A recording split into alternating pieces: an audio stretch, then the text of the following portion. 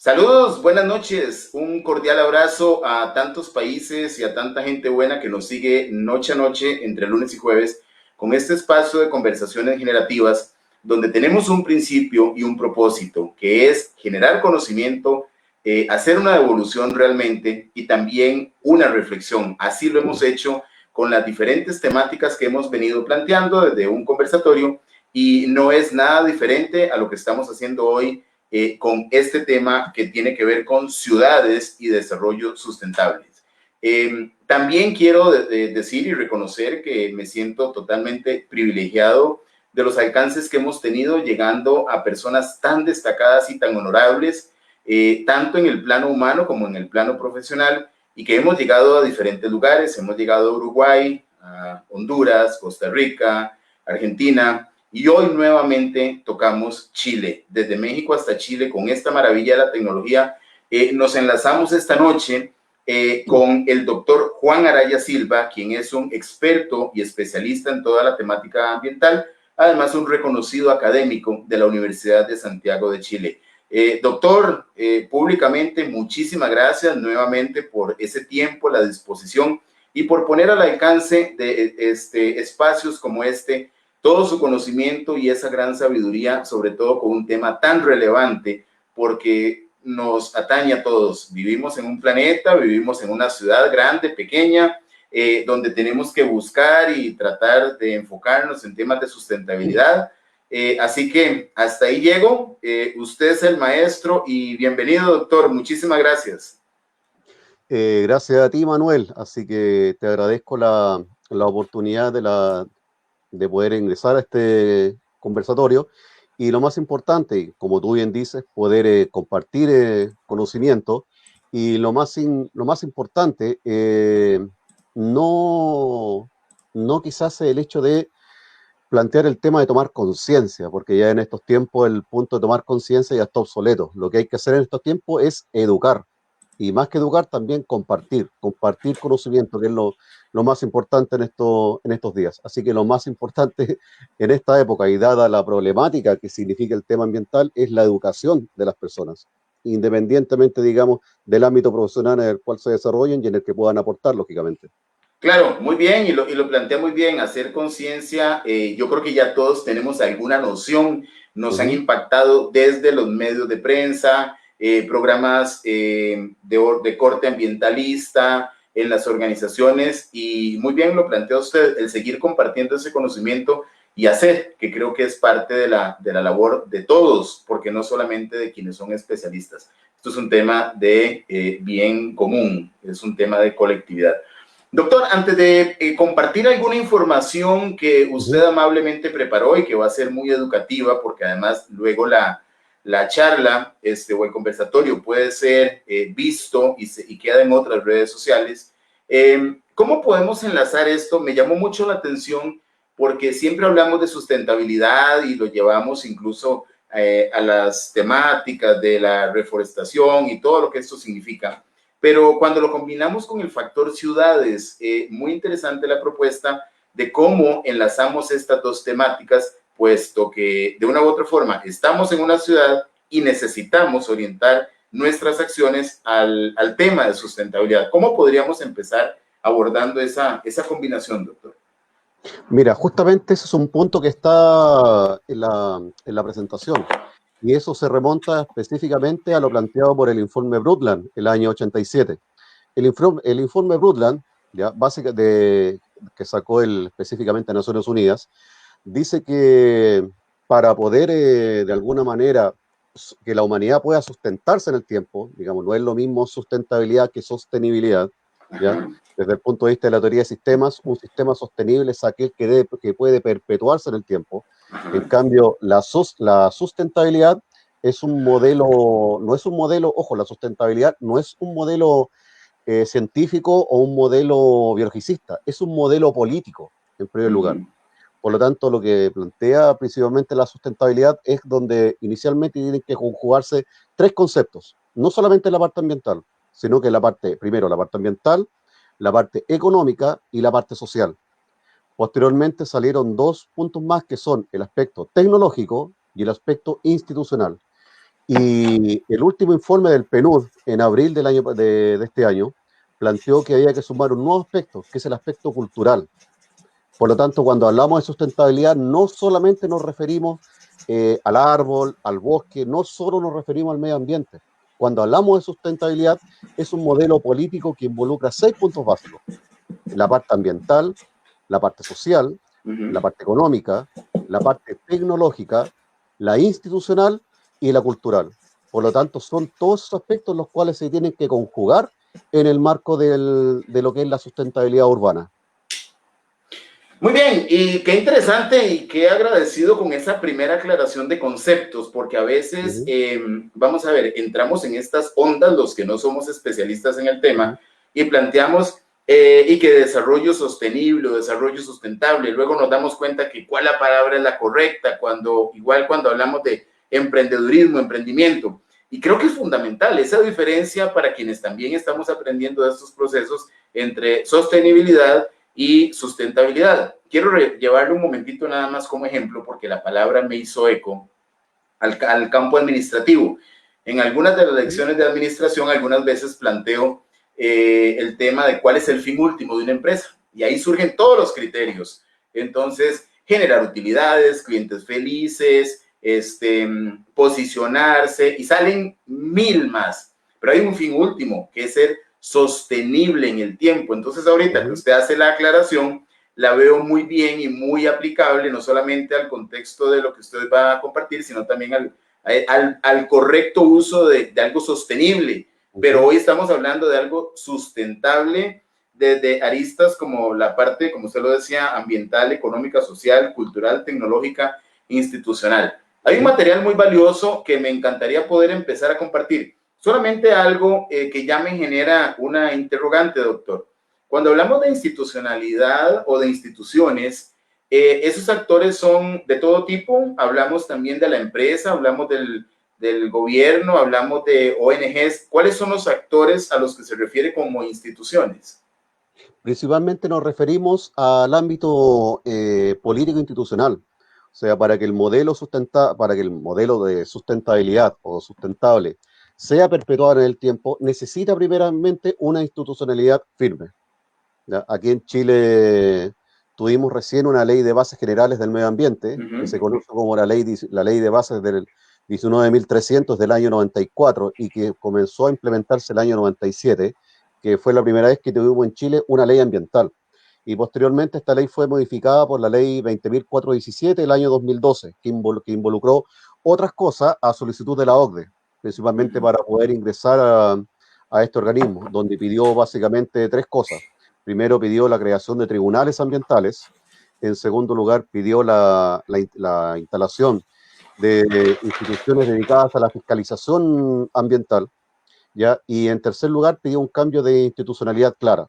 Por lo tanto, cuando nos referimos al aspecto institucional, nos hablamos específicamente cuál es el rol del Estado a través de sus instituciones para que puedan hacer efectivo o puedan hacer carne, de alguna forma, puedan llevarse a las políticas y a la práctica el tema de la sustentabilidad. Porque para que se lleve a cabo, se necesita una legislación fuerte. Muy bien, ahí desde la institucionalidad, quiero hacer un par de preguntas más antes de darle cabida a esa presentación tan maravillosa que usted tiene. Desde la parte económica, bueno, ya en la parte ambiental creo que tenemos al menos una noción mucho más clara, tenemos hecho conciencia, el tener que reforestar y todo lo que significa la parte, digamos, ecológica, la parte verde. Desde la parte económica, doctor, si pudiera ilustrarnos brevemente, porque sé que lo tiene en la presentación, desde la parte económica, social y cultural. ¿Por qué lo planteo? Porque creo que necesitamos aprender que sustentabilidad también tiene relación con estas otras aristas. A veces nos enfocamos solamente en esa parte verde tan importante, pero desde una perspectiva tan amplia que es interesante escucharlo, doctor. ¿Cómo podríamos ilustrar así rápidamente esas otras aristas? Mira, la parte económica está muy relacionada con lo que son los sistemas de producción. Nosotros tenemos principalmente, sobre todo a nivel de América Latina, lo que se llama el modelo de economía lineal, donde comenzamos con la extracción de recursos, viene el procesamiento, su utilización y finalmente la generación de residuos. y en este momento estamos generando una acumulación enorme de residuos que va a los rellenos sanitarios o va finalmente al mar, y de tal manera que estamos sobreexplotando los recursos y generando demasiados residuos. Por lo tanto, una forma óptima de cambiar nuestro modelo económico es cambiar la economía lineal por la economía circular. Es aquella en la cual los residuos puedan reutilizarse nuevamente e ingresar a los mecanismos de producción. De tal manera que de esa forma evitamos la extracción intensiva de recursos naturales y a su vez se evita la deposición de recursos. Entonces, de esa manera, parte, ¿no es cierto?, de los recursos o de que iba destinado a la deposición final puede entrar nuevamente al ciclo y reutilizarse. Por eso es tan importante el tema del reciclaje, la reutilización, reusar, remanufacturar, reparar, rechazar, etcétera, etcétera. Porque de esa forma se puede cambiar el modelo de negocio y a su vez aumentamos la capacidad de carga planetaria. ¿Cuál es el Por lo estatus, tanto, doctor? Ajá, perdón, adelante. entonces, de esa manera, el tema ambiental también puede perfectamente ser un excelente modelo de negocio. Muy bien, claro, desde la parte Ujú. económica. Social, cultural y tecnológica, doctor. A ver, la tecnología es importantísima, sobre todo porque va avalada en el tema de lo que es la parte industrial. Por ejemplo, la base de la economía circular es la innovación y la tecnología. Por ejemplo, una de las formas sería las energías limpias. Uh -huh. Si una de las formas para poder aumentar el tema del tema energético, por lo menos aquí en el caso de Chile, que tenemos una gran dependencia energética, Uh -huh. nosotros eh, importamos, perdón, gran cantidad del crudo. De hecho, solamente nosotros producimos solo el 10% del petróleo que se necesita en el país. Por lo tanto, la fuente energética en Chile es un tema. Y una de las formas de aprovechar las energías renovables no convencionales es el tema de la innovación, que es lo que se ha hecho en los últimos años. Chile tiene, por ejemplo, la planta de energía solar más grande de Latinoamérica, ¿ya? Pero aún se necesita una capacidad de innovación fuerte para aumentar la eficiencia de estas energías, que por lo demás es bastante bajo. Por lo tanto, ahí la tecnología tiene dos misiones clave. Primero, aumentar la eficiencia y Uh -huh. segundo, disminuir la emisión de gases de efecto invernadero. Y eso se hace con tecnología y con innovación. Ok.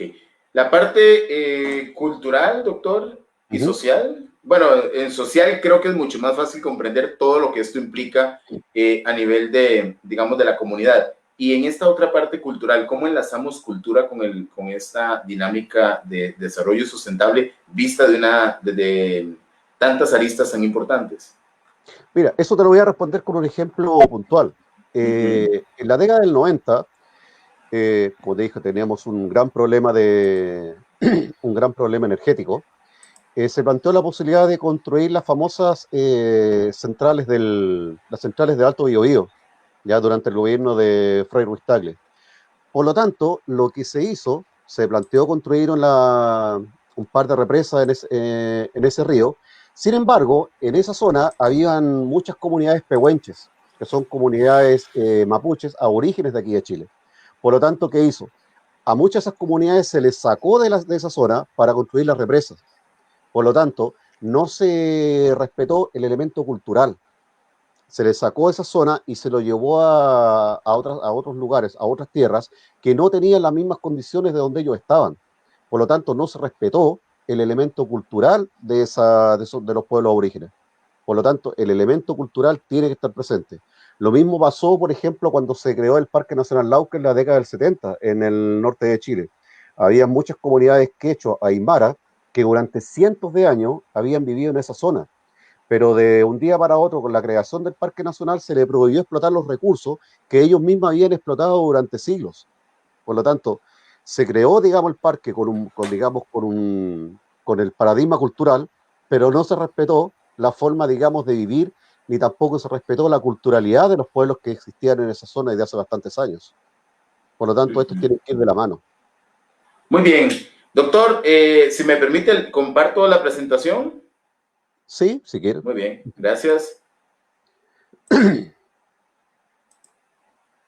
Vamos a ver, por acá un segundito.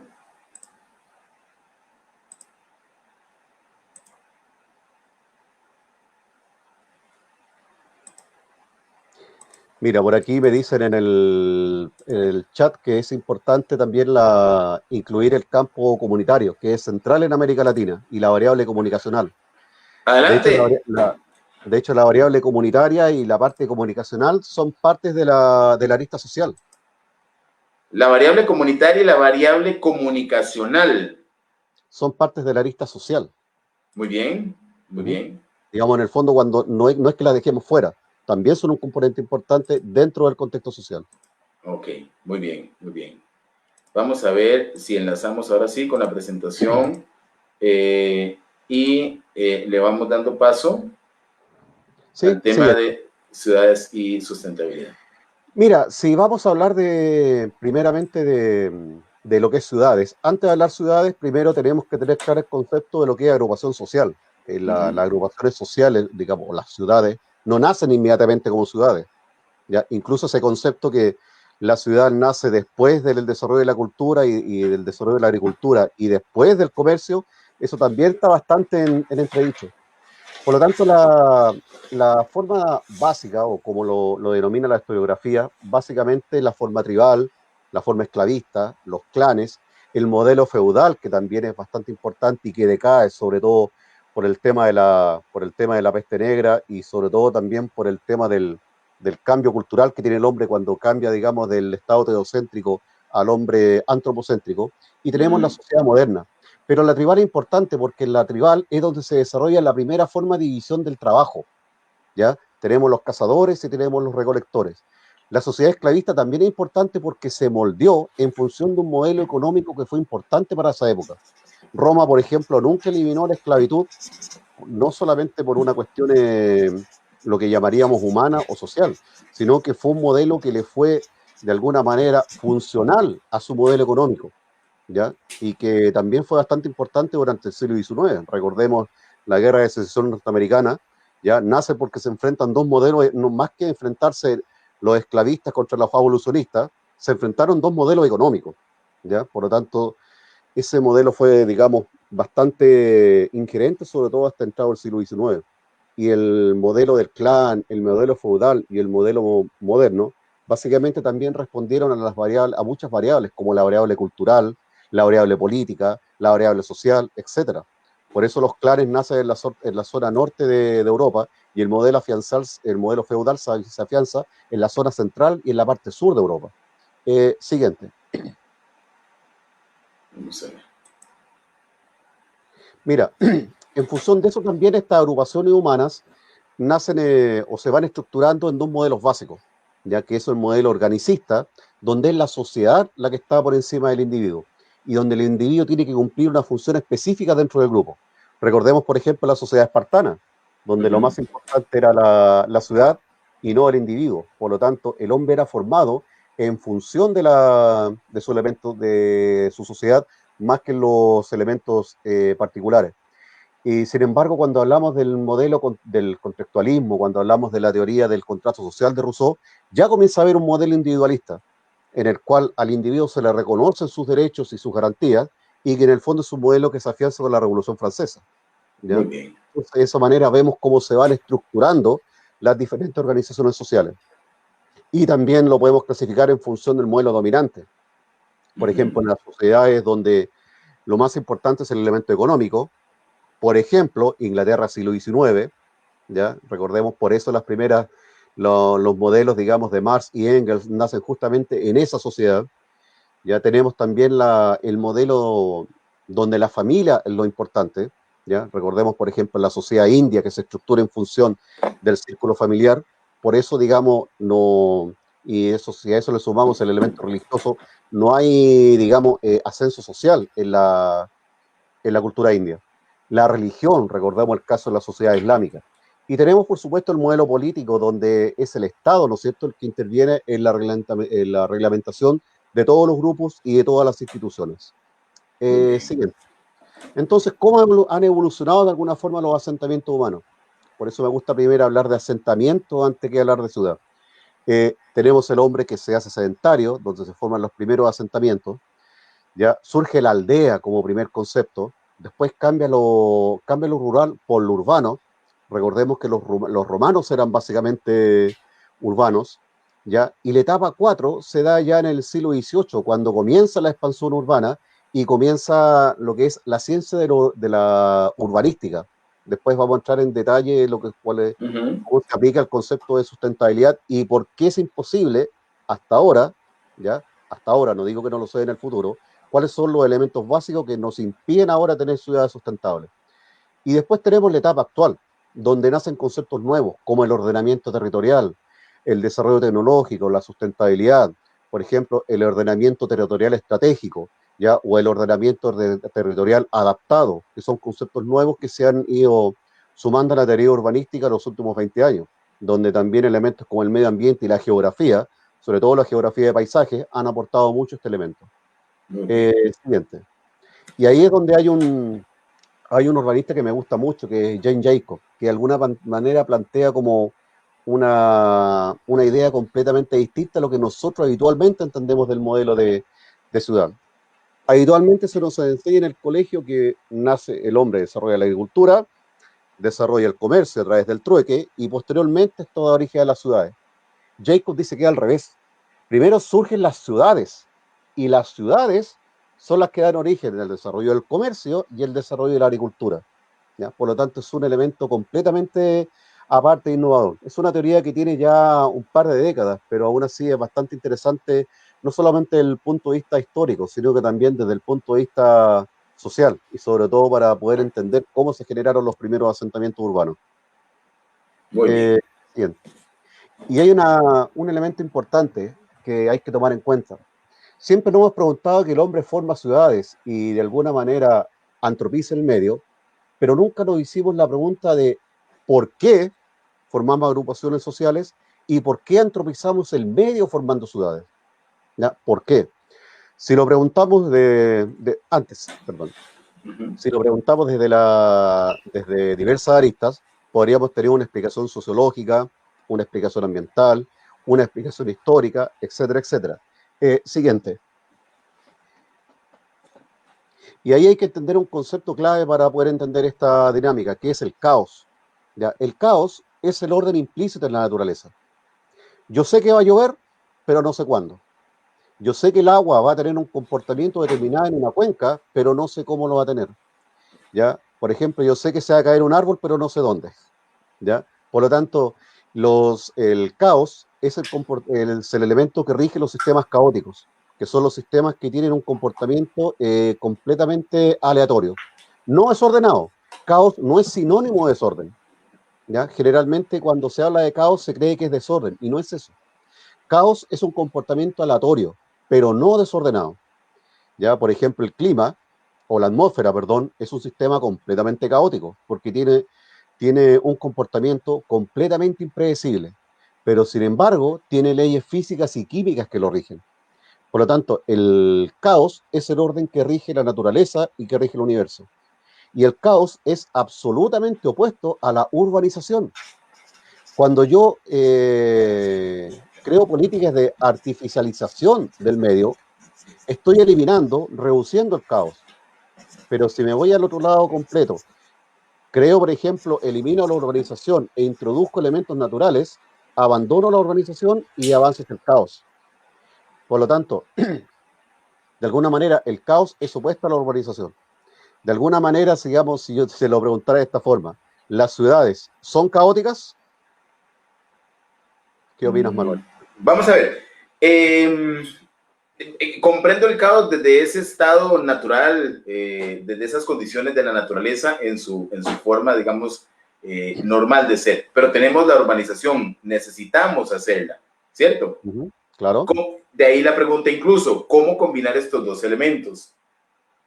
Siguiente.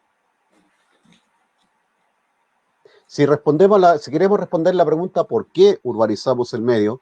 Es porque la agrupación social y el urbanismo disminuyen el caos. La disminución del caos disminuye la incertidumbre y la disminución de la incertidumbre genera seguridad. Por lo tanto, por eso el hombre de alguna manera antropiza el medio. ¿Por qué? Porque nosotros como seres humanos necesitamos seguridad. Desde que nosotros evolucionamos en la sabana africana hace 2 millones de años, nosotros buscamos seguridad. Por lo tanto, de alguna manera, el caos a nosotros nos genera incertidumbre.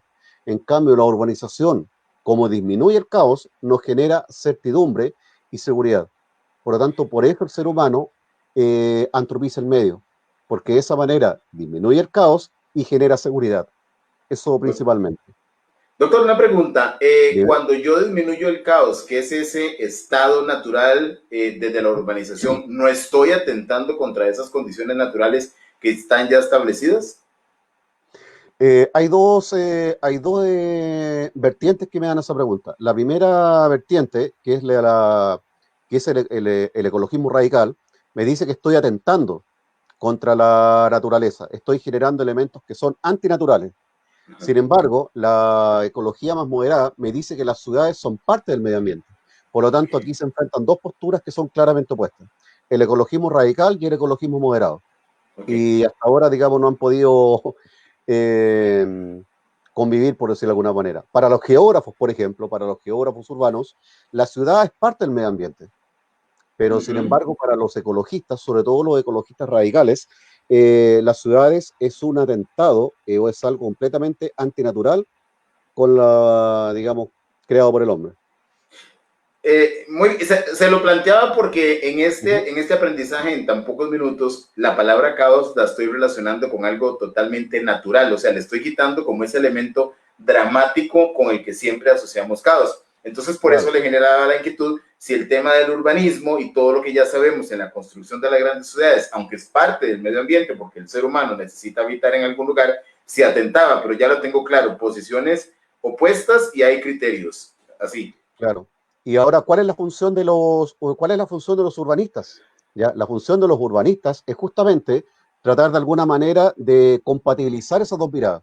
Y por eso están saliendo, por ejemplo, nuevos paradigmas, como por ejemplo los techos verdes que nacieron en Japón, más o menos hace 20 años, ¿ya? Aumentar las áreas verdes, los corredores biológicos, etcétera, etcétera. Por lo tanto, hay muchas posturas o muchos modelos que de alguna manera tienden como a compatibilizar estas áreas.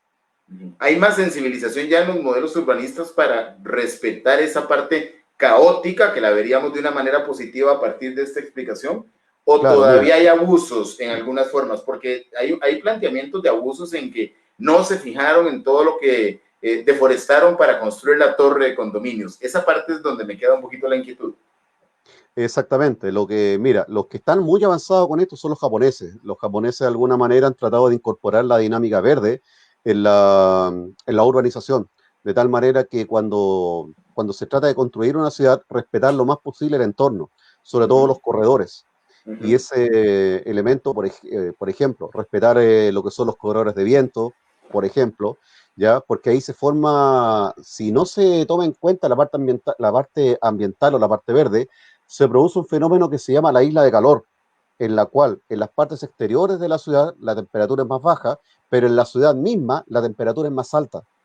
Por lo tanto, y eso también obviamente genera problemas, sobre todo a nivel ecológico y sobre todo a nivel urbano, que es un tema también. Por eso hay un concepto moderno, digamos, que se habla de la climatología urbana o clima urbano. Uh -huh. Muy bien, muchas gracias. ¿Continúo? Sí, por favor. Bien, entonces, el hombre, de alguna manera, siempre ha buscado la seguridad. Por ejemplo, en la era preindustrial se buscaba la felicidad y la dimensión dominante era la seguridad emocional. Después, en la era industrial, ya se hablaba de bienestar, donde la dimensión dominante era el nivel de renta. Pensemos, digamos, en la segunda o tercera revolución industrial. En el caso, por ejemplo, era lo que buscaba Henry Ford o el paradigma del Taylorismo, Uh ¿ya? -huh. Buscaba, digamos, aumentar el nivel de renta y también el bienestar. Recordemos también, aquí nace también en el punto de vista político, cuando se busca el bienestar, nace también el socialismo utópico. Recordemos a Robert Owen, por ejemplo, Uh -huh. que buscaba el bienestar, digamos, de sus empleados, digamos, y también aumentar el nivel de renta.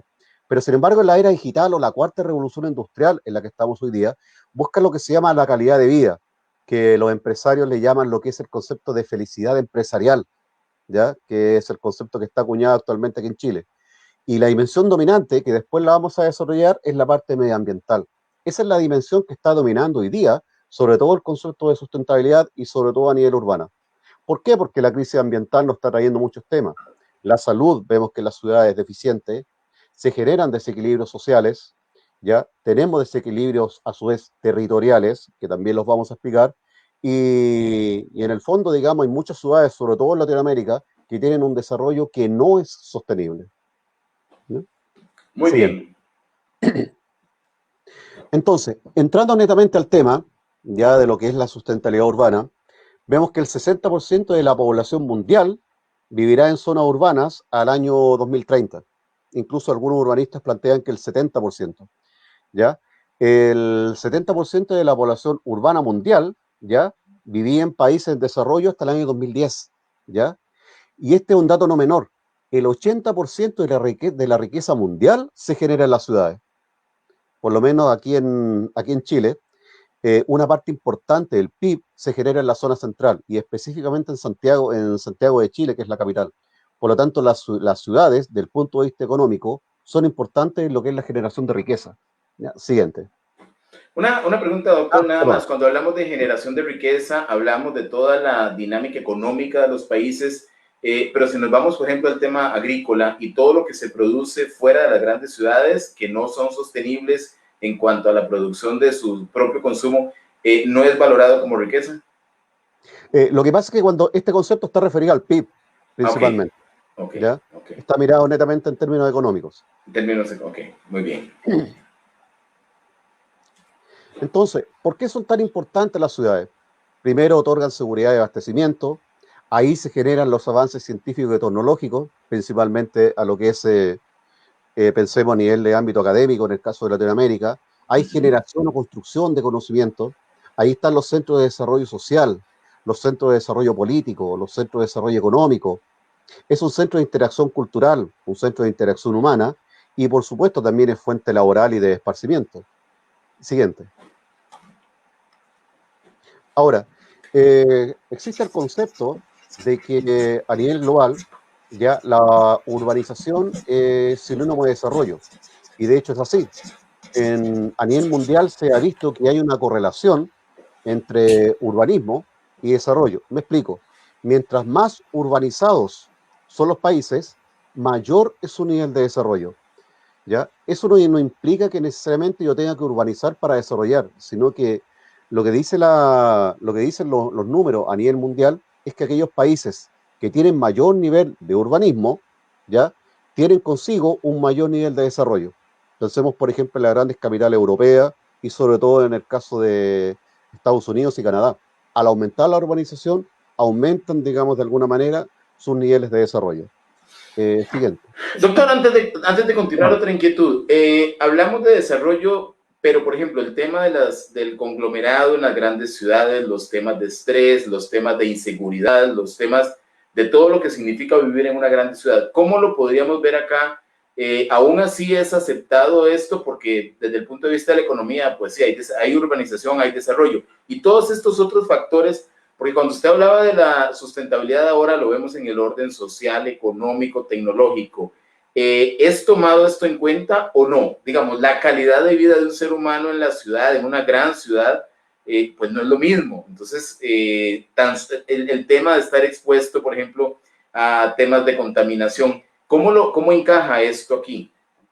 Mira, ese punto justamente lo está en una slide más adelante. El punto es el siguiente.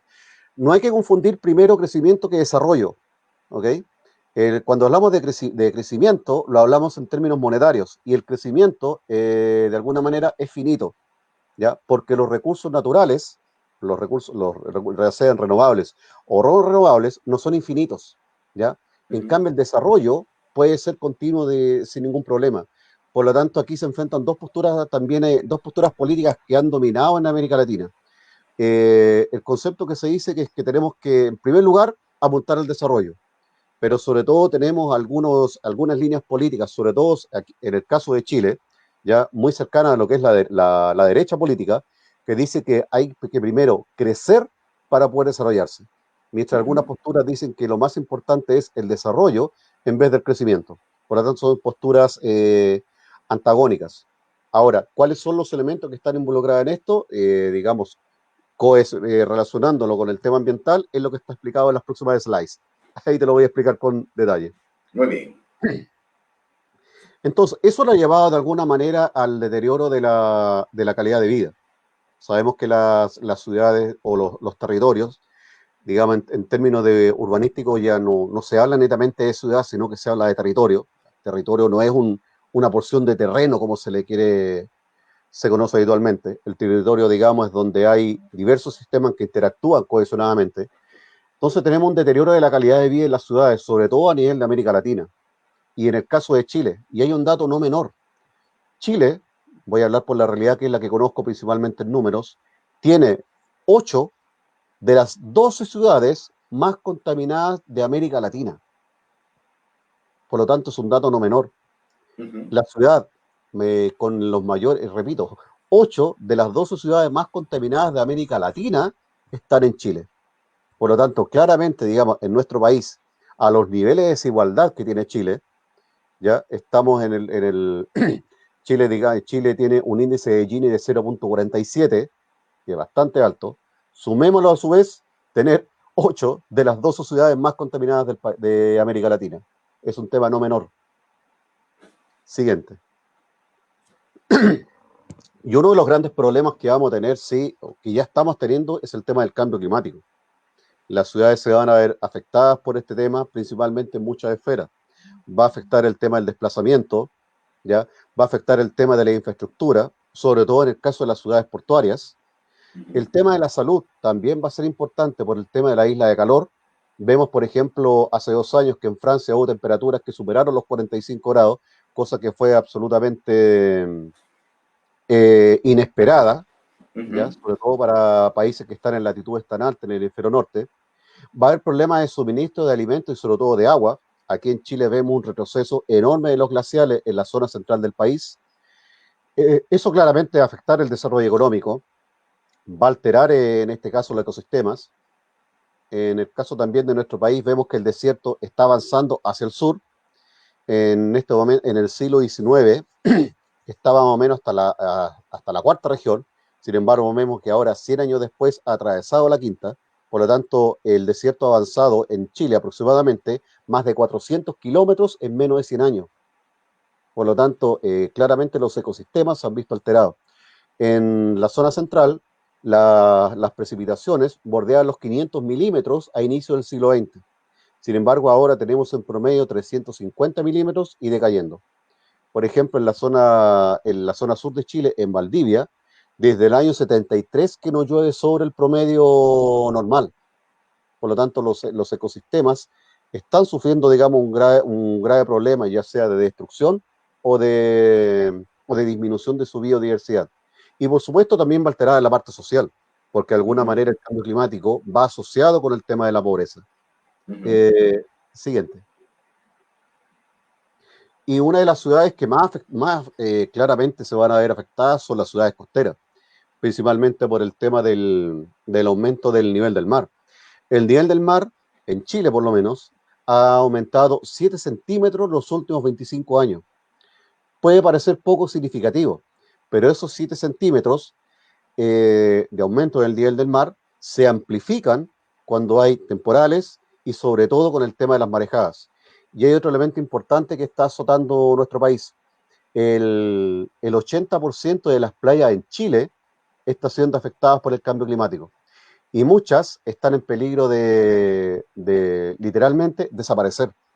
Las playas es una de las principales defensas que tenemos, por ejemplo, contra los temporales y contra las marejadas. Por lo tanto, al retroceder las playas, aumenta el impacto de las marejadas en todo el borde costero. Por lo tanto, se calcula que a este ritmo, si no disminuimos la emisión de gases de efecto invernadero, en 30 o 40 años más, muchas playas en Chile van a desaparecer. Y eso durante los temporales va a significar un daño, no solamente un aumento en el nivel del mar, sino que Ujú. también un daño tremendo en toda la infraestructura costera. Y un dato no menor, el 15% de ese aumento ya viene del hielo perdido por la Antártica. Por lo tanto, el tema es mucho más complejo de lo que Ujú. habitualmente se cree. Siguiente. Ahí tenemos un caso bastante dramático, que es el tema, por ejemplo, de Indonesia. Indonesia tuvo que, o mejor dicho, va a tener que cambiar su capital porque, digamos, el aumento del nivel del mar va a implicar que la ciudad va a quedar literalmente sepultada. Por lo tanto, se calcula que el nivel del mar va a subir 1 metro en los próximos 20 años. Por lo tanto, lo que va a ser absolutamente inviable la ciudad.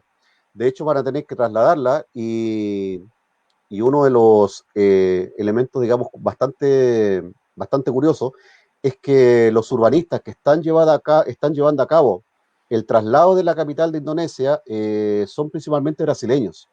Recordemos que Brasil tiene una experiencia bastante grata en lo que es el tema del ordenamiento territorial, principalmente por la construcción de Brasilia. Ya recordemos que Brasilia, cuando comenzó de cero. O sea, es la única ciudad en América Latina que nació con un plan de ordenamiento territorial. Cuando Oscar Niemeyer y Lucio Costa plantearon la construcción de la ciudad, la plantearon con un modelo de gestión y con un modelo de ordenamiento territorial desde sus bases, cosa que es la única ciudad en América Latina que tiene esa característica. Por lo tanto, los urbanistas brasileños tienen mucha experiencia en este tipo de temas y ellos son los que están asesorando al gobierno de Indonesia.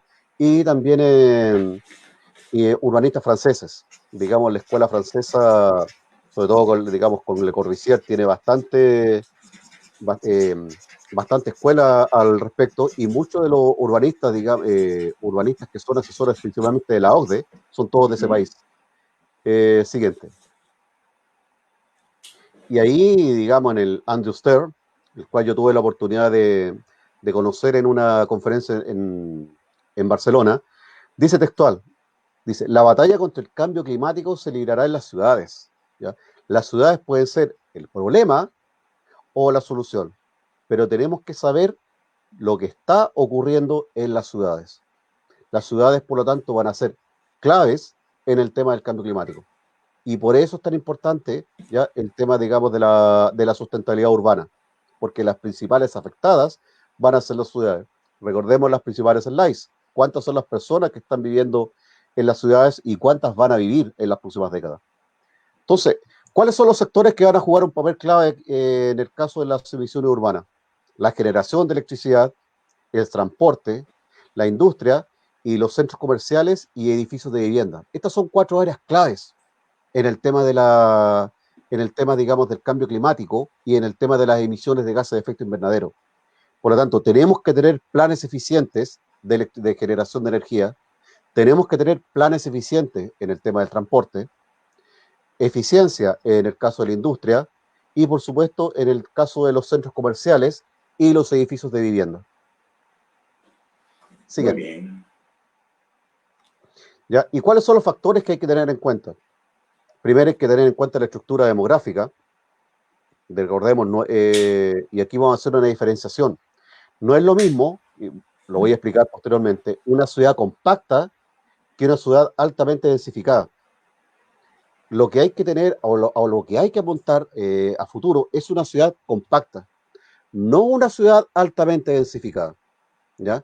Segundo, el lugar. No, ¿qué significa eso? Que las políticas ambientales no pueden ser iguales para todos. Tengo que tener en cuenta en qué lugar voy a aplicar esa política. No es lo mismo aplicar una política ambiental, por ejemplo, para Santiago de Chile, que es una ciudad urbana, que aplicarlo, por ejemplo, en una ciudad del norte de Chile o en las zonas, por ejemplo, en las zonas al interior, digamos, de la primera o la segunda región, donde muchas, por ejemplo, comunidades son aymaras o son quechua. Por lo tanto, hay que respetar el aspecto de la culturalidad. Por eso el elemento cultural es un elemento importante en la sustentabilidad. Y por eso el PNUD lo incluyó en su último informe en abril del año 2019.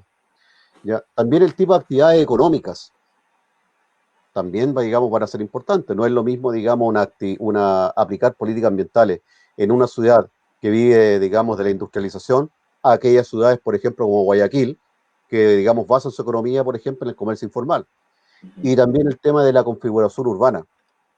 No puedo aplicar las mismas políticas a Santiago, que es una ciudad ubicada 120 kilómetros al interior de la costa, que en Valparaíso, que es una ciudad netamente costera. Siguiente.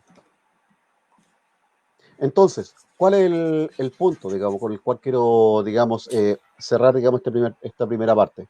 Es que el cambio climático tiene que estar integrado en el tema de la planificación urbana, ¿ya? O sea, la mayoría de las políticas urbanas, los programas, las estrategias o planes pueden y deberían tener en cuenta el cambio climático. Un ejemplo lo constituyen, por ejemplo, las ciudades costeras alemanas. Por ejemplo, Alemania ya está reestructurando todos sus puertos. ¿Qué está haciendo? Por ejemplo, el puerto de Hamburgo lo reconstruyeron completo y lo están aumentando. Por lo tanto, está subiendo su nivel. ¿Para qué? Por el tema de aumento del nivel del mar.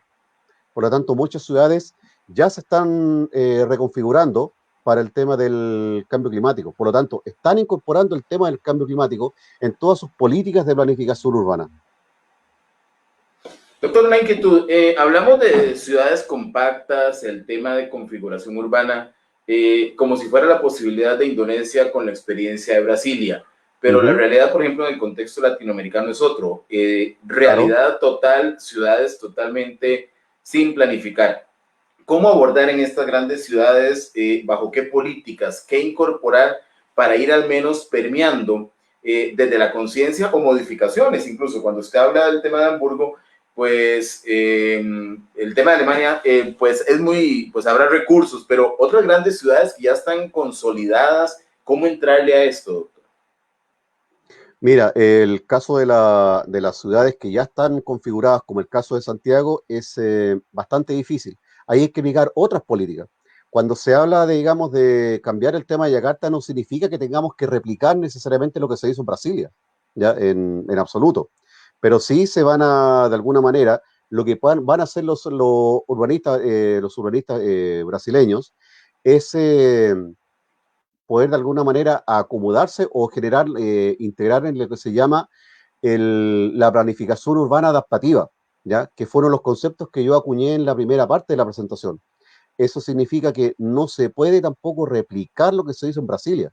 Uh -huh. Por eso dije en la primera parte que la sustentabilidad ambiental y la planificación urbana tiene que ser adaptativa, se tiene que adaptar en función de los escenarios. Por lo tanto, no es imposible por cultura, por demografía, en este caso, por modelo económico, replicar lo que se hizo en Brasilia. Lo que sí se puede es aplicar la experiencia que han tenido los brasileños con respecto a la planificación urbana, pero no replicar. No. Sobre todo hay un concepto importante, sobre todo, digamos, hablando de economía de paisaje. Los paisajes no se pueden replicar, los paisajes no son replicables. Uh -huh. ¿Ya? Es un distinto elemento que hay que tomar en cuenta, porque el medio ambiente es distinto, ¿ya? Los elementos culturales son distintos y los elementos intangibles también son diferentes. Por lo tanto, una ciudad, desde el punto de vista de la ecología de paisaje, no es replicable. Sí pueden tomarse las experiencias. Y en el caso de ciudades como Santiago, hay que aplicar otro concepto. Muy bien. Y lo voy a, digamos, otro concepto que lo voy a explicar ahí en la Claro, presentación. se lo planteaba porque, Uh-huh. por supuesto, no podemos replicar el tema del paisaje o lo que se hizo en Brasilia, pero a veces pienso que los urbanistas no están tan claros o al menos tan conscientes de ir integrando más bien dentro de sus prácticas temas de sustentabilidad. Por lo menos es una percepción. Esperaría que ya el tema del urbanismo ya lo vaya incorporando, porque por algún lado habría que empezar, al menos con los nuevos proyectos que surgen. Claro, mira, por eso que el tema ambiental, que en el fondo es relativamente nuevo, Uh -huh. por eso el tema ambiental es un enfoque transdisciplinario, ¿ya? Uh -huh. Eso significa, ¿qué significa transdisciplinario? Que diversas disciplinas interactúan en un solo campo. Por eso que el urbanista no puede de alguna manera hacerlo todo solo. El urbanista necesita un geógrafo, necesita un matemático, necesita un historiador para que le vaya diciendo cómo ha evolucionado una determinada comunidad, cómo Uh ha -huh. evolucionado la ciudad. Necesita un biólogo para que le vaya explicando de alguna manera cómo ha sido el desarrollo evolutivo, digamos, desde el punto de vista del ecosistema. Entonces, la parte ambiental es un elemento transdisciplinario. Y te lo voy a explicar en menos de 5 minutos. Perfecto. Cuando se construyó, por ejemplo, la represa Asuán en Egipto, en la década del 40, después de la caída del príncipe Farouk, fue la obra de ingeniería más grande de su tiempo, ¿ya? Solamente superada por la represa de las Siete Gargantas en China, ¿ya? Entonces, si le preguntáramos yo le pregunto siempre a mis alumnos, muchachos, para la construcción de la represa Asuán, ¿se necesitaba contratar un biólogo, un agrónomo y un biólogo marino? Obviamente que la respuesta es no. Pero si yo hubiese contratado a un biólogo, cuando se construyó la represa de Asuán, me hubiese dicho que en el río Nilo, ya, en Egipto, había un pequeño caracol que no medía más de 5 milímetros de diámetro, que generaba una enfermedad que se llamaba esquistosomiasis, que afectaba los riñones y la persona moría de una insuficiencia renal. Como las aguas se estancaron, este caracol proliferó y aproximadamente entre 15 a 20 mil personas murieron en la primera década después de construir la represa. Eso, por ejemplo, ¿para qué un agrónomo? ¿Qué tiene que ver un agrónomo con las turbinas? Pregunta lógica. Bueno, resulta que en muchas ciudades del mundo, sobre todo aquellas que están a la orilla de los ríos, las inundaciones son una maldición, pero en Egipto son una bendición, porque en su recorrido de 6.400 kilómetros, el río Nilo genera un elemento que se llama el légamo. Entonces el río Nilo, al desbordarse, el légamo es esparcido en los terrenos y de esa manera se abona naturalmente, digamos, toda la zona aledaña. Eso permitió que la cultura egipcia proliferara. Entonces, un agrónomo me hubiese dicho, si usted detiene las aguas, se va a impedir, o la construcción de la represa va a impedir el desborde de los ríos, de tal manera que se va a impedir el abono natural de las tierras. Como se cultivó la represa, las aguas no se desbordaron y miles de hectáreas de cultivo se perdieron. Por lo tanto, un agrónomo me hubiese dicho, ojo, miren que lo que va a ocurrir es que se van a perder miles de hectáreas de cultivo. Claro. Ahora, en la zona como el Nilo desemboca en el lado sureste de lo que es en el delta del Nilo, en lo que es el Mediterráneo, toda la cantidad, digamos, de sales minerales genera lo que se llama una zona de surgencia. Y esa gran cantidad de sales minerales y elementos orgánicos que lleva el río genera una gran proliferación de la industria pesquera. Al colocarse la represa de Asuán, esa emisión de residuos de sales minerales y elementos orgánicos dejaron de surgir, de tal manera que la industria pesquera decayó. Entonces, si nos damos cuenta, la temática ambiental es tremendamente importante. Eso se hubiese evitado, o ese desastre que fue Asuán, se hubiese evitado si se hubiese trabajado de manera transdisciplinaria. Por eso, digamos, es importante, por ejemplo, que un ingeniero, que un urbanista trabaje junto con un biólogo, con un matemático, con un historiador o con un economista, etcétera. Por eso, digamos, en el fondo, en la parte importante, en la parte ambiental, es tan importante el trabajo transdisciplinario. Y eso es lo que yo le enseño bastante a mis alumnos, sobre todo en el ramo de evaluación de impacto ambiental. ¿Ya? No sé si tienes otra pregunta, Manuel, o No, continuamos. clarísimo, clarísimo. Más Perfecto. bien es de gran aprendizaje y hay un tema ahí que luego le voy a retomar. Entonces, tenemos que el cambio climático me va a generar problemas. Y sin embargo, ahora ya tenemos problemas, sobre todo en las ciudades de América Latina. Por eso se dice que los territorios en América Latina están enfermos. ¿Por qué? Porque tenemos ciudades donde hay alto nivel de contaminación. 8 de las 12 ciudades más contaminadas de América Latina están en Chile, como lo mencioné. Tenemos altos niveles de pobreza. Recordemos que en Chile tenemos un índice de Gini, como te dije, del 0,47, por lo tanto tenemos un alto grado de desigualdad. Eso genera alto índice de segregación, eso genera que digamos, los ricos vivan en un lugar y los pobres vivan en otro. Tenemos desabastecimiento y un fenómeno que se está comenzando a ver aquí en Chile, que es la privatización de la violencia, que era muy común en Colombia, ya, pero ahora vemos que aquí en Chile también está ocurriendo. Eso genera fenómenos de estigmatización, genera densificación extrema y por supuesto genera servicios públicos que son deficientes. ¿Ya? Siguiente.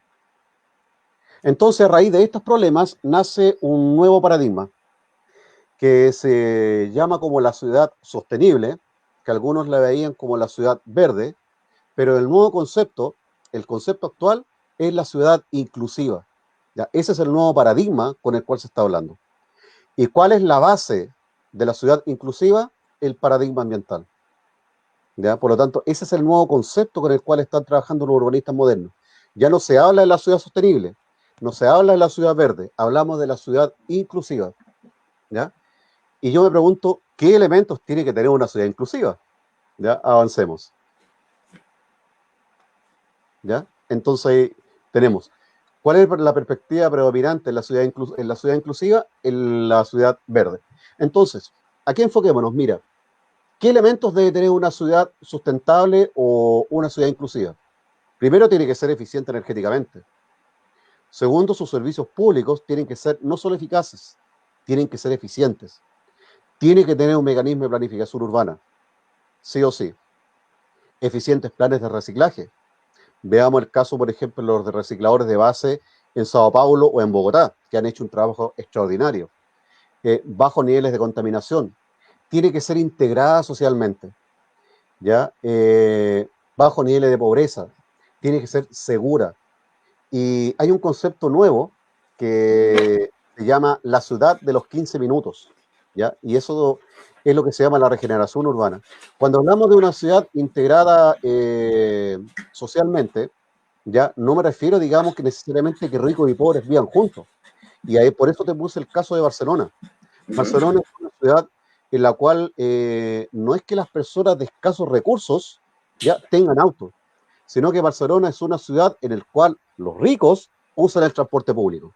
Eso es una ciudad integrada socialmente. ¿Y a qué me refiero con regeneración urbana? Siguiente. ¿Ya? Por ejemplo, eso está muy relacionado con la ciudad de los 15 minutos. La ciudad de los 15 minutos es una ciudad en la cual todos los servicios básicos y los servicios, digamos, de gobierno, al alcance de la gente, estén a una distancia no mayor de 15 minutos a pie. ¿Ya? Entonces, ¿a qué se llama la gentrificación? La gentrificación es el cual el Estado puede hacer uso de los sitios seriazos y colocar ahí los centros clave, de tal manera que, por ejemplo, los servicios básicos estén todos juntos. Eso es una ciudad compacta, que no es lo mismo que una ciudad densificada. En la ciudad densificada se generan guetos. Cuando la ciudad es compacta y tenemos la ciudad de los 15 minutos, la ciudad es más eficiente desde el punto de vista ambiental. A eso tenemos que apuntar las ciudades latinoamericanas. Las ciudades latinoamericanas ya están construidas. Por lo tanto, un elemento, por ejemplo, fundamental para la sustentabilidad o la planificación urbana son políticas de gentrificación, compactación de la ciudad. Pero ¿qué es lo que está pasando aquí en Chile? Cuando hay un sitio que se cambia, ¿ya? ¿Qué pasa? Esa zona se encarece. Por lo tanto, la población es incapaz de pagar los costos, la población que ha estado durante años se va y llega población con mayor nivel adquisitivo. Y eso es justamente lo que está pasando en Santiago de Chile y es lo que no tiene que pasar. Y son los efectos negativos de la gentrificación. Y ahí es donde el Estado tiene un papel importante. ¿Ya? Siguiente. Se hace más grande la brecha, ¿no? El tema social. Aumenta la desigualdad. Siguiente. Entonces, es muy poco probable, pero no imposible crear ciudades sostenibles e inclusivas. Y hay 3 razones básicas. Siguiente. Primero, porque hay una falta de complementación entre los agentes inmobiliarios y la autoridad. O sea, en otras palabras, se le dice, por ejemplo, a las constructoras o a los agentes inmobiliarios, construyan, y empiezan a construir. Pero no nos hacemos la pregunta inicial. ¿Qué tipo de ciudad queremos? Por lo tanto, si antes que nada, lo primero que hay que plantearse es ¿qué tipo de ciudad queremos? Y una vez que tengamos contestada esa respuesta, llevar a cabo los planes digamos, de construcción. Porque no es lo mismo un proyecto inmobiliario que un proyecto urbano. Y aquí puse como ejemplo el caso de los guetos verticales, la ciudad de Estación Central en Santiago de Chile. Es una gentrificación mal implementada, porque se aumentó, digamos, la oferta, se construyeron departamentos pequeños, ¿ya? Y de tal manera hay gente, por ejemplo, que no ve la luz del sol. Y esa densificación es tan amplia que se calcula que en 5 a 10 años el gobierno la va a tener que intervenir. Ahí hay un ejemplo de mala política pública, mala gentrificación y mala construcción. Por lo tanto, mientras no haya complementariedad entre los agentes inmobiliarios y la autoridad, digamos, no va a haber, digamos, una ciudad inclusiva. Como sí, por ejemplo, lo hizo Barcelona, sobre todo después de los Juegos Olímpicos del año 92. Siguiente. Gracias, con esto me responde a una de las inquietudes que anteriormente tuve. Y aquí, por ejemplo, dije que el desarrollo sustentable tiene 6 áreas: económico, ambiental, tecnológico, institucional, cultural y social. Pero hay aspectos del desarrollo sostenible que no son prioridad para los privados. Siguiente. Por ejemplo, tenemos el aspecto económico, el ambiental y el tecnológico que sí son prioridad para los privados. ¿Por qué? Porque un privado gana dinero descontaminando los suelos, gana dinero generando algo tecnológico, por ejemplo, para disminuir los niveles de emisión, gana dinero, digamos, con el campo económico, pero el aspecto, digamos, cultural o el aspecto social no es prioridad para el privado. Por lo tanto, vemos ahí que hay una brecha grande entre lo que es el Estado y la parte pública. Por lo tanto, es el Estado quien tiene que hacerse cargo de la parte social y quien tiene que hacerse cargo de la parte cultural. Por lo tanto, mientras los privados no tomen, digamos, la iniciativa en estos temas, eso va a seguir siendo una deficiencia para tener una ciudad sustentable. Siguiente. Y ahí lo pregunto, bien puntual.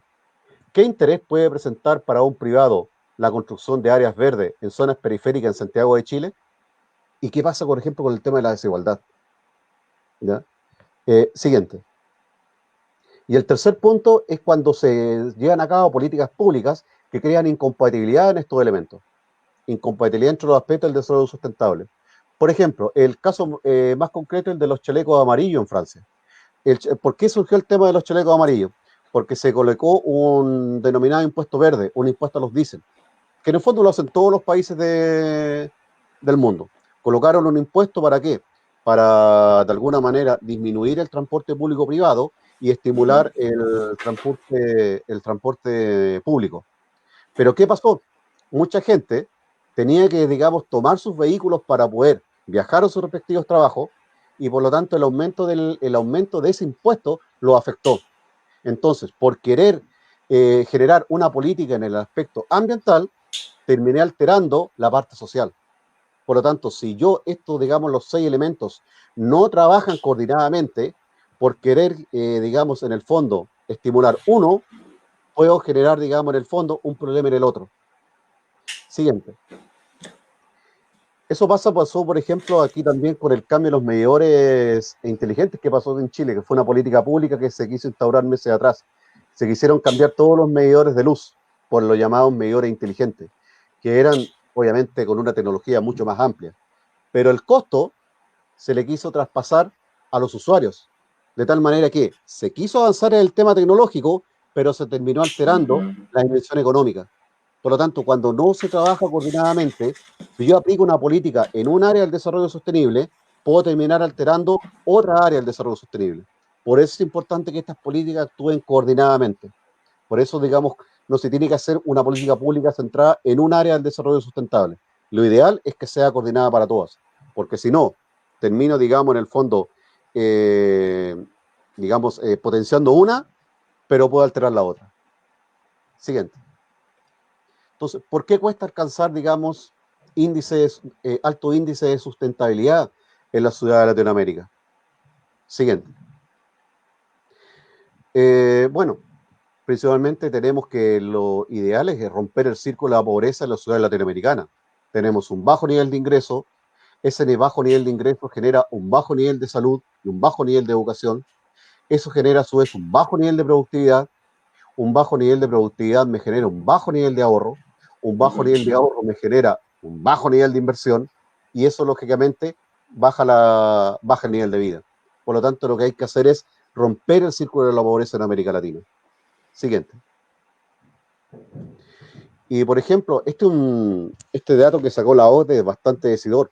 Por ejemplo, el número de generaciones que se necesita para salir de la pobreza. Veamos, por ejemplo, el caso de los 3 primeros lugares que son del primer mundo versus los 4 siguientes puntos que son ciudades, digamos que son países de América Latina. Veamos, en el caso de Dinamarca se necesitan 2 generaciones. En el caso de Chile se necesitan 6. En el caso de Argentina también 6. En el caso de Brasil 9. Y en el caso de las ciudades colombianas 11. Por lo tanto, el tema de la sustentabilidad urbana no solamente es un tema económico, un tema ambiental o un tema cultural, es un tema social. ¿Ya? Siguiente. Pregunto, ¿sería la solución, por lo tanto, aumentar el nivel adquisitivo en América Latina y que, por ejemplo, toda la población del mundo viviera, por ejemplo, como Australia, como Estados Unidos? Por supuesto que no. Si toda la población viviera como Australia, necesitaríamos 5.4 planetas Tierra para poder abastecer la demanda. Si quisiéramos vivir todo como Estados Unidos, necesitaríamos 4.8 planetas Tierra. Y para vivir como Rusia, 3.3. Por lo tanto, la solución a la pobreza no es aumentar los niveles de consumo, sino aumentar los niveles de equidad. ¿Ya? Y por eso la distribución de la riqueza es un tema prioritario, sobre todo en América Latina. No se trata de, digamos, en el fondo que todos consumamos más, sino que todos consumamos lo justo. ¿Ya? Y por eso, digamos, los índices de desigualdad ya tienen que bajar, sobre todo en Chile. Recordemos que las grandes revoluciones en el mundo no han sido por la pobreza.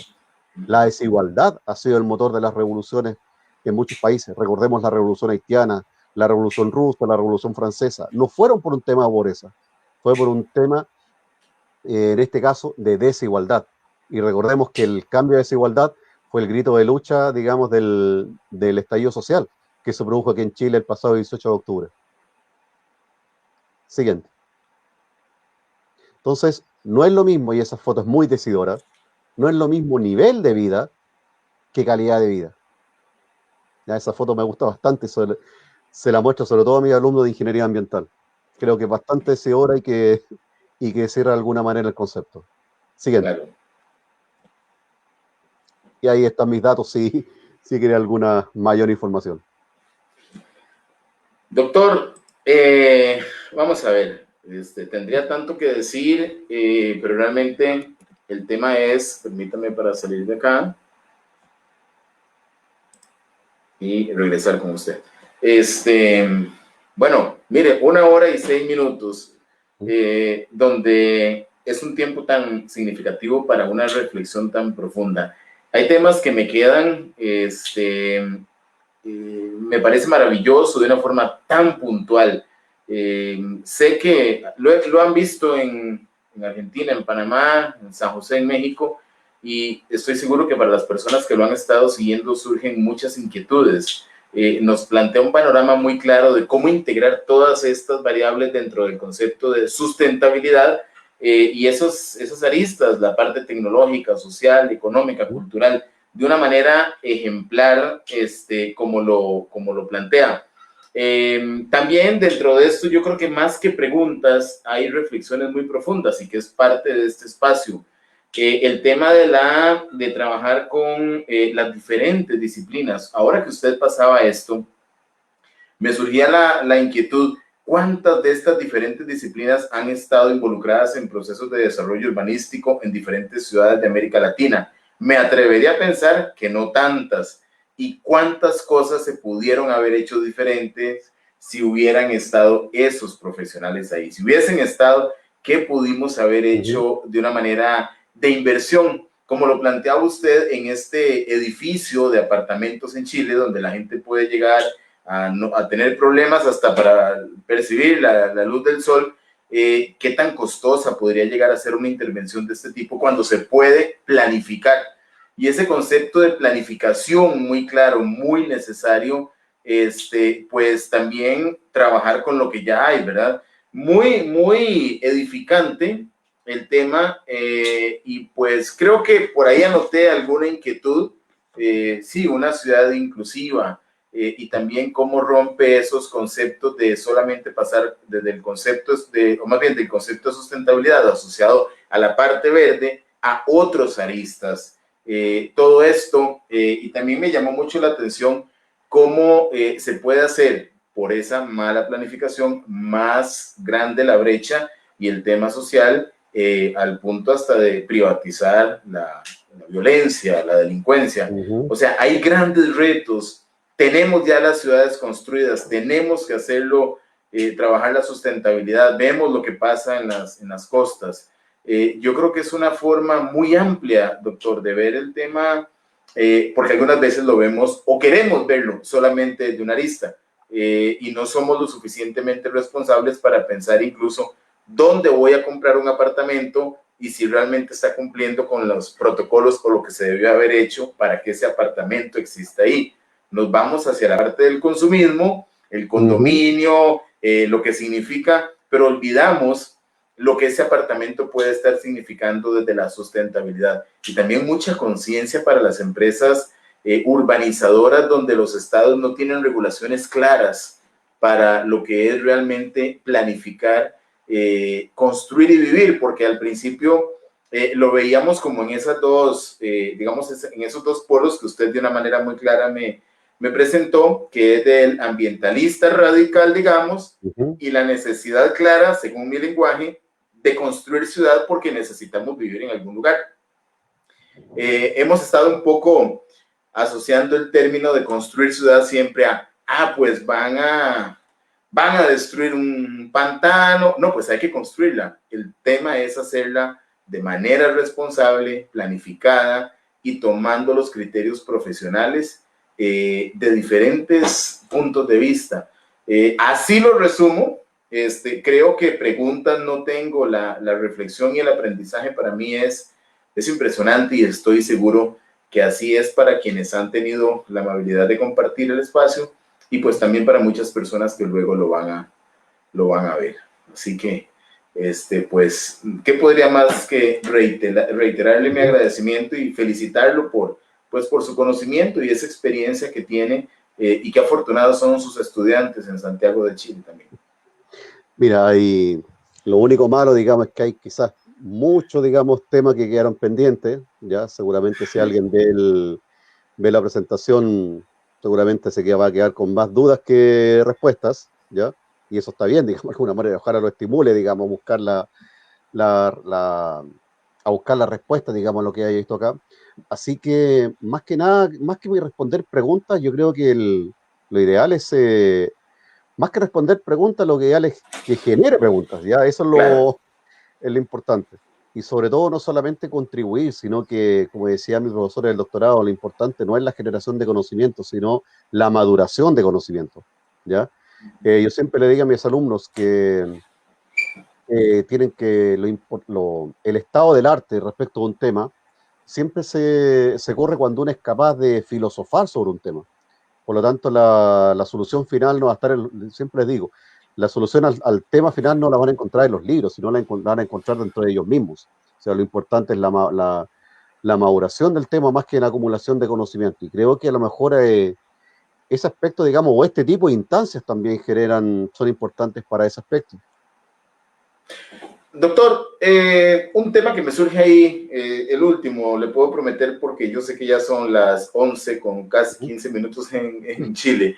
Esa ciudad de los 15 minutos, cuando usted plantea ese modelo de ciudad, me parece, no sé si estoy soñando o estoy siendo realista en pensar, bueno, pero qué difícil, no la vamos a tener, la brecha social, la delincuencia, los desplazamientos, la división de clases, el rico o la persona con capacidad económica difícilmente se va a desplazar en un sistema público. O sea, desde lo ideal que es el planteamiento de esta ciudad a la realidad, creo que la brecha es enorme, porque quisiéramos todos tener esa facilidad de estar a 15 minutos de los principales lugares y con seguridad incluida, cosa que hoy es un elemento muy presente en todas las ciudades. Realmente a veces ni 100 metros se puede avanzar porque ya sabemos lo que sucede.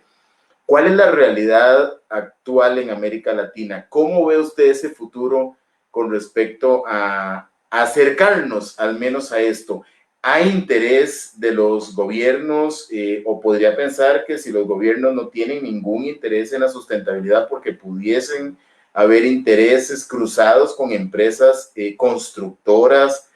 ¿Cuál es la realidad? ¿Cómo por lo menos lo percibe usted ante este modelo tan maravilloso que plantea? Porque apunté lo de los 15 minutos pensando en retomar el modelo de ciudad que usted muy bien indica. Mira, hay dos aspectos claves para eso. Primero, la institucionalidad. Sobre todo muchos países de Latinoamérica carecen del tema de la institucionalidad para hacer estos elementos. Segundo, los altos índices de corrupción que existen en este caso en América Latina. Veamos que solamente dos países de Sudamérica, solamente dos están bajo los puestos, digamos, 100 de corrupción. O sea, Uruguay que está en el 26 y Chile que está en el 29. Los 8 países restantes están de los 100 hacia arriba. Por lo tanto, la corrupción ya es un tema también importante porque no solamente erosiona la confianza, sino que también tiene graves problemas de credibilidad urbana. Por lo tanto, la corrupción es un tema que en América Latina. Segundo, como te dije, el tema de la falta de institucionalidad, sobre todo a partir de, digamos, de leyes que estimulen de alguna manera estos elementos. La parte económica también, que es muy fuerte. Recordemos que en el caso de nosotros, aquí en Chile, que con la Constitución del año 80, de hecho en dictadura, se priorizó la propiedad, digamos, el tema de la propiedad privada, ¿ya? Entonces se le dio mucho valor a la parte privada. Por lo tanto, el Estado no va a hacer nada si no choca con el tema de la parte económica. O sea, si el Estado de Chile puede llevar a cabo el proceso de gentrificación, pero si está el elemento económico de por medio, créeme que no lo va a hacer. Ujú. Entonces, yo creo que ahí tenemos tres elementos, digamos, clave. Primero, la falta de una institucionalidad en América Latina, el problema de la corrupción, que es grave, y en tercer lugar, el tema económico. Ya, hay muchas más, pero digamos, dentro de los, si pudiéramos graficar tres, digamos, principales o aquellos que son más notorios, son esos tres. Y si no, y eso, digamos, si no lleva a cabo una buena política de gentrificación, me genera los otros temas. La Ujú. segregación, la segregación lleva consigo, digamos, el tema de la delincuencia, el tema de la privatización de la violencia, que está siendo muy común aquí en Chile, en la zona sur de Santiago, ¿ya? Y para qué decir en el resto de los países de América Latina, principalmente Claro. Colombia. Solamente como dato, por ejemplo, en el caso de Colombia, el 30% el 30% de la superficie del país no tiene presencia del Estado. O sea, imagínate cómo será el resto. Muy, muy claro, doctor. Pero bueno, con esto ya sí cerramos. Le agradezco su bondad, su participación y ese compromiso que desde el momento en que conversamos me manifestó.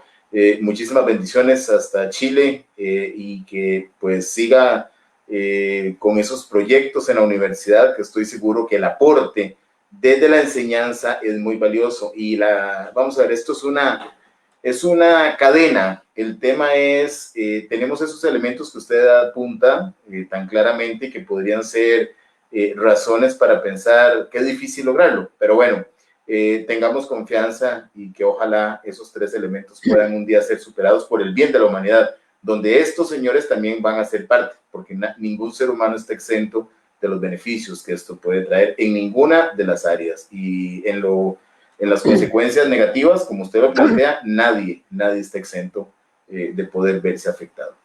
Mira, yo soy bastante optimista. Uh -huh. Yo sé que algún día vamos a tener ciudades sustentables. Yo sé que vamos a disminuir la emisión de gases de efecto invernadero. Y soy bastante optimista, no por nosotros, sino por las nuevas generaciones. Yo lo puedo ver en el tema de mis alumnos. Vienen con una conciencia diferente. Qué bueno. Digamos que yo sé que las expectativas del planeta están ahí. Así que por eso, digamos, la educación, no solo la educación, sino que la divulgación del conocimiento es tan importante. Por eso para mí, en lo personal, creo en la perfección por medio del conocimiento. Muy bien. Gracias, doctor. Saludos hasta Chile nuevamente y que tenga buenas noches. Muy Igualmente gentil. tú. Gracias. Hasta luego. Hasta luego.